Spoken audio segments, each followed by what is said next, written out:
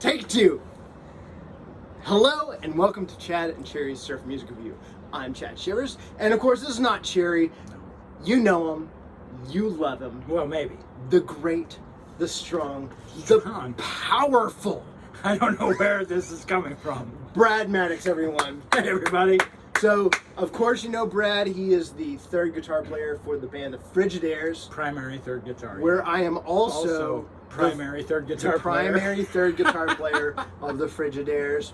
Today we are reviewing the Desert Undertones. The whole Take Two silly thingy was because we've actually done this video before, but it didn't turn out. Right. And then Brad here has been through the ringer lately. You don't need to hear about all that. No. So it's been a minute. It has. So we've forgotten everything. It's just like we're doing it again. Yeah, hopefully we can capture some of the magic because I had some fantastic points. He was so eloquent, y'all. I mean, it was like Shakespearean over here. So, The Sentinel by the Desert Undertones. It's just Desert Undertones, no the. And these guys are from Tucson, Arizona. We actually had the distinct pleasure of playing with these guys in Austin at Surf by Surf East. Yes. And they were amazing and the sweetest dudes. And Absolutely. we are so stoked to finally be doing this video again, hopefully. Unless there's no construction this time. Destruction, reconstruction, antebellum, whatever's going on.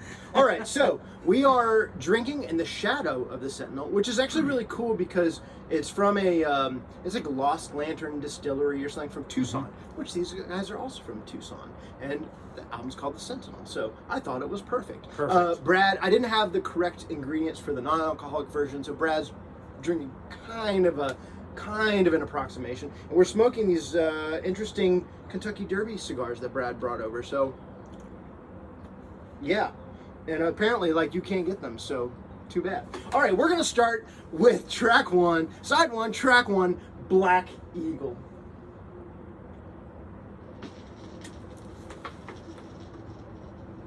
Cheers. Cheers. Oh, Spilled. Black Eagle. You know where to find him? Who's Black Eagle? Crazy renegade with a few men? Crazy maybe, but he's got ears all over the desert.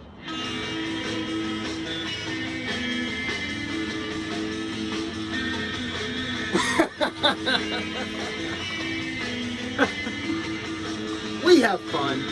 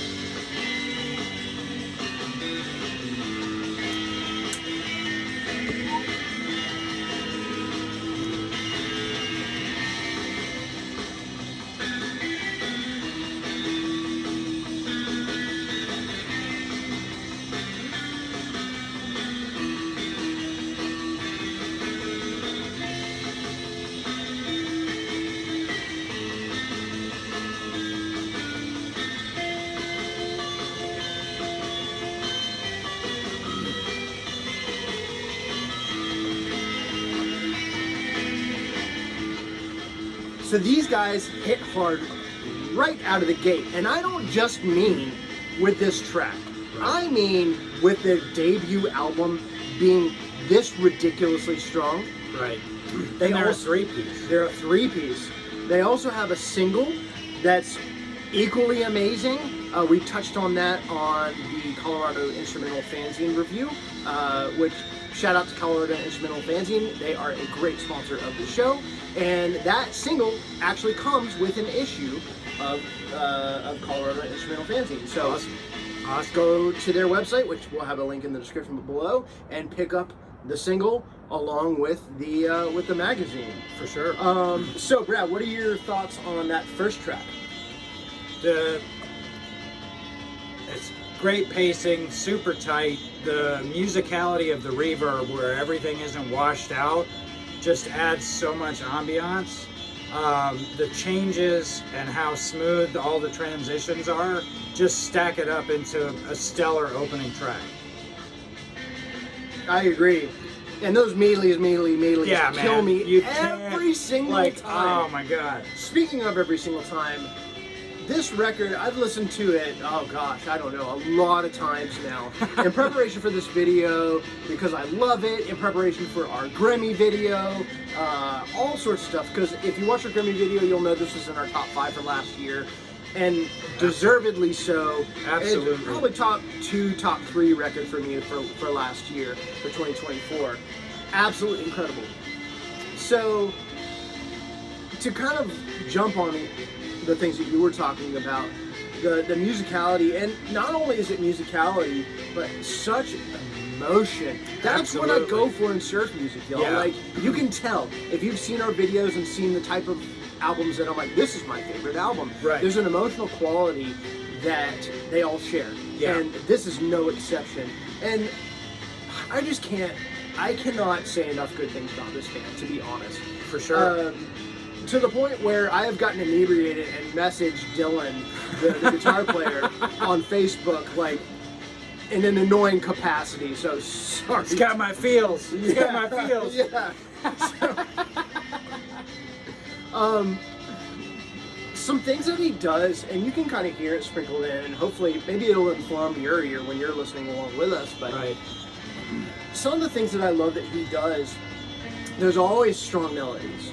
And then he'll bounce between stuff that's melodic and also kind of stuff like this that's like arpeggios or like twinkly hinting at chords. Yeah. And when he does play a chord, it's very rare, it's very sparse, but it is so important and so calculating. Well, it fills out the 3-piece Right. in such a way that it's almost mind-boggling. Right. To listen to this and go, holy cow, they got Right. all that sound. Right. Out Well, of 3 there pieces. is a rhythm guitar track. Well, right. So I don't know if you knew this, but he actually writes the rhythm tracks first, and then he like loops them and noodles over Wow. until he gets these great melodies. Whereas you and I typically start with like a melody, Right, and then flesh out the rest the from chord there. progression. Yeah. Right. Dang. So just super impressive. And I know Kurt, the drummer, does the same thing as well, because I think Dylan typically writes everything and sends it to everybody, and then they Okay. kind of come in. So speaking of the band, and just some housekeeping here. So we've got Dylan Olam on guitar, Kurt Pless on drums, and Christopher Marshall on bass. Kurt actually also does the recording and the production. Oh, He wow. does a really great job. I was a little skeptical when I first started listening to the record. It's a grower, man. It's the production, you can't tell on this, but it's a little darker than maybe something I would do or that I'm used to. Right. But it really works. And maybe that's what you were talking about for the musicality of the reverb. Right. Kind of being a little bit on the darker side, and that reverb being bright or whatever. Right. It kind of Well, it's, I mean, meets in the middle. You know, when you listen to as much surf music as we do, Mm-hmm. there's often a calculated bright treble reverb. You know, it Right. kind of sometimes it becomes this like repetitive, you know, thing. So Right. when you get one of these records like this that's so well put together and so thought out, and then they change up something that you're so used to hearing, it's mind-blowing. It's like a whole new thing. Right. It's Yeah. like a whole new genre. you Beautiful. know. Absolutely. One other thing, so the art, I really like this art. It's very different, and you would kind of think that they're like a spaghetti western kind of band, and there's western elements, but it's pretty much in the surf camp. You know? Absolutely. So the front cover and back cover is David Venegas. So yeah. Let's move on to the next track, which is going to be Sands Point. Sorry about it. Did I cut you off? No. Okay. Let's move on. I'm not as dexterous as Cherry, so hopefully this. All right, that's the end of that track. We'll get there. Mm-hmm.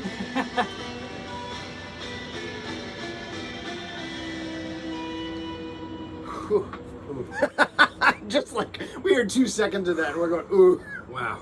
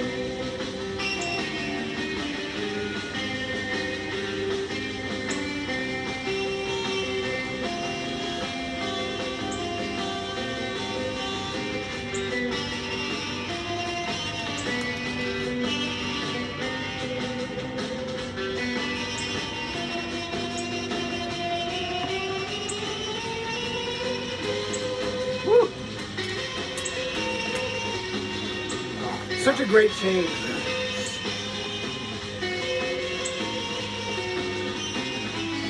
Woo. Ah.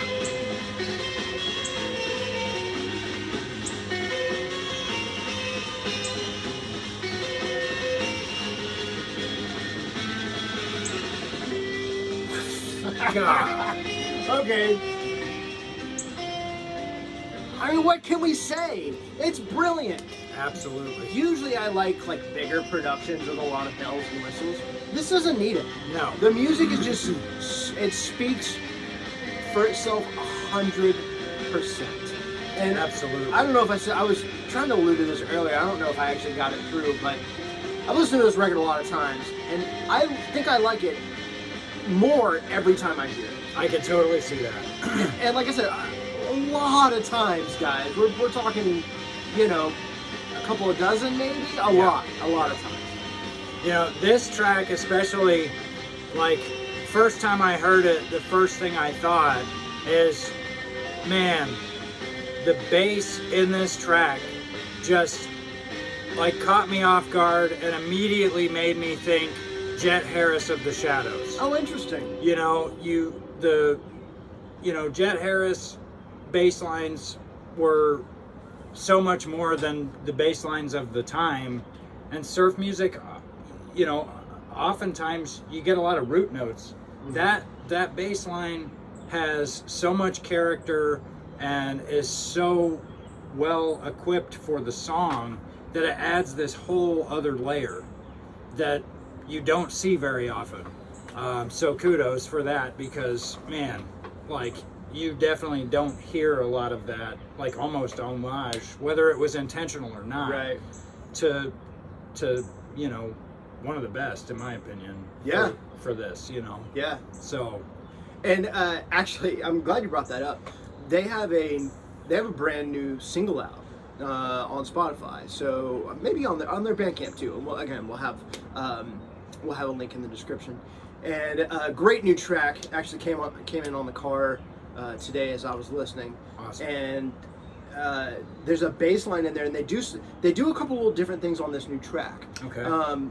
The bass line, there's actually a very, very, very, very short harmony between the guitar and the bass, which they didn't do on this record or the single, They might do it on some of the other singles that that they have out on Bandcamp, because I'm not as familiar with that stuff as the vinyl versions of their music. So they do that, and then the production's a little brighter as well. So really, really neat. So go check that one out. It just came out, gosh, last week or maybe 2 weeks ago. So yeah. Yeah, I'm gonna have to check that out. It's really cool. That's gonna be a ride home. On repeat. You heard it. That's right. All right. The last track we're gonna do, and then we're gonna gush all over the place, is Tiswin. Tiswin? Tiswin? I don't know how you pronounce it. Cool bass lines. Jet Harris, man. Oh.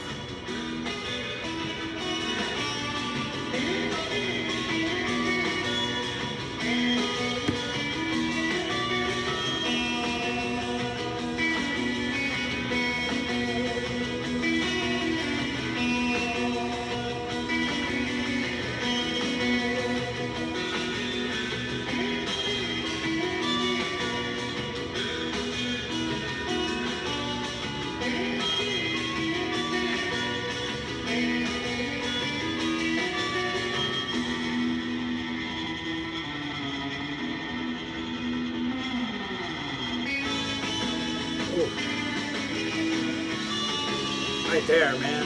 I know. That was good. God.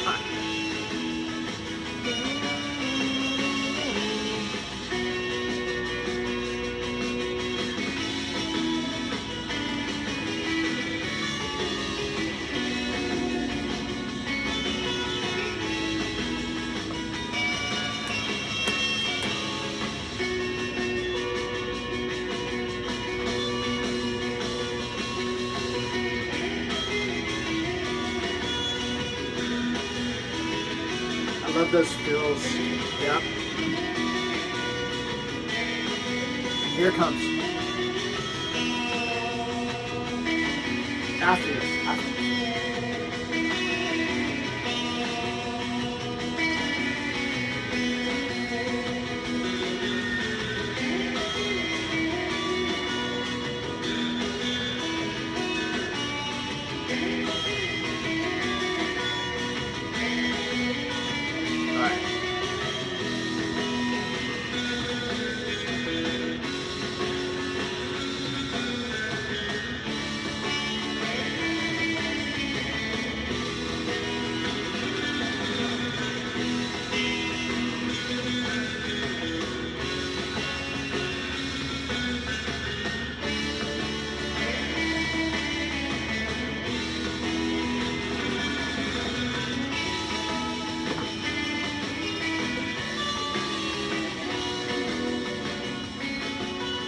I just want to let it play. Right.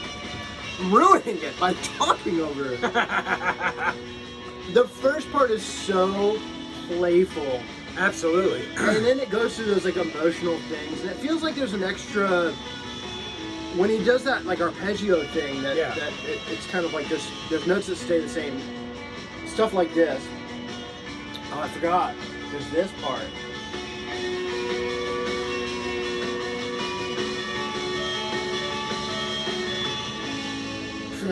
All right, so that first part's so playful and bouncy, and then you have that like huge bridge with those like syncopated things. Yeah. During that arpeggio part, it feels like there's like an extra bar or something thrown in there. Yeah. And then during the syncopation part, there's an extra beat. They go into 5/4. I know that doesn't mean anything to you, but man, that is cool. Like, you know, I love the prog rock. Brad does too. Oh, absolutely. And like just having like a little hint of a different time signature or whatever. That little sprinkle. Oh, man. So you shouldn't wait any longer. You should probably pause the video right now and go and buy the record. Absolutely. Like now. We'll wait. Yep. Did you buy it? You better have. You should have. Because I'm going to hunt you down. Okay, Brad, so. Man, I mean, starting my musical journey as a bass player, I love a song that starts with a bass line. You know, especially when everything else washes in such a fashion that it just builds. But like, I mean, I hate to keep going back to it, but the whole Jet Harris vibe, that was straight up reminiscent of 36, 24, 36 with the bass line intro just, you know, going and walking and then everything else coming in behind it. And then it gets so emotional and so, like, what a freaking great driving song. Yeah, oh yeah. You know? Listen to this guitar Summertime tone night. right here. It just comes out of nowhere. This is the only time that this appears on the record. I think this, and I love it. Right. It has that. I'm sorry to cut you off, you're but fine. it's just I got to go with it, man. Right. It has that kind of like compressed, syrupy, almost like guitar playery guitar tone. Right. But it's not cheeseball at all. Right. It is just beautiful. Everything is in its right place. Right.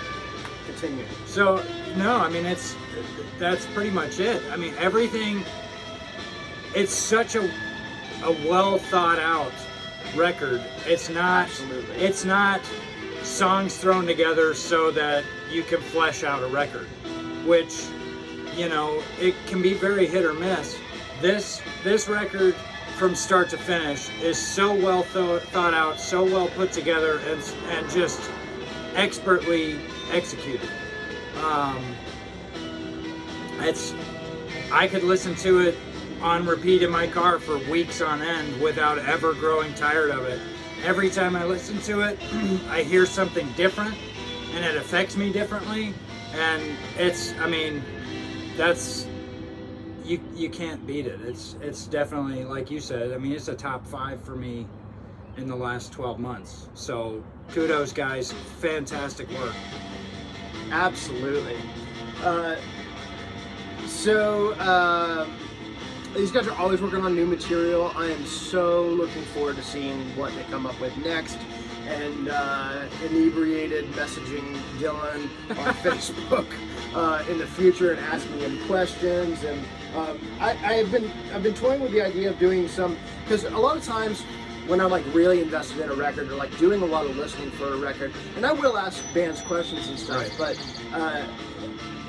I think I want to start my interviews back up that I used to do on the podcast, but do it maybe in a video format, and these guys are on the top of that list. You know, same with all the rest of my my favorite albums, like from last year, Chillingsworth Surfingham and the Swangos. There's just so much I want to know and learn and understand, and this is the kind of surf music I would love to write. Right. I might hit it sometimes, but not like this. I mean, it's just other. It reminds me a lot of the 90s bands that I really love, like the Volcanoes and Huntington Cads and things like that. He has a touch very similar to, in certain parts, to Dave Ronsky from Slacktone.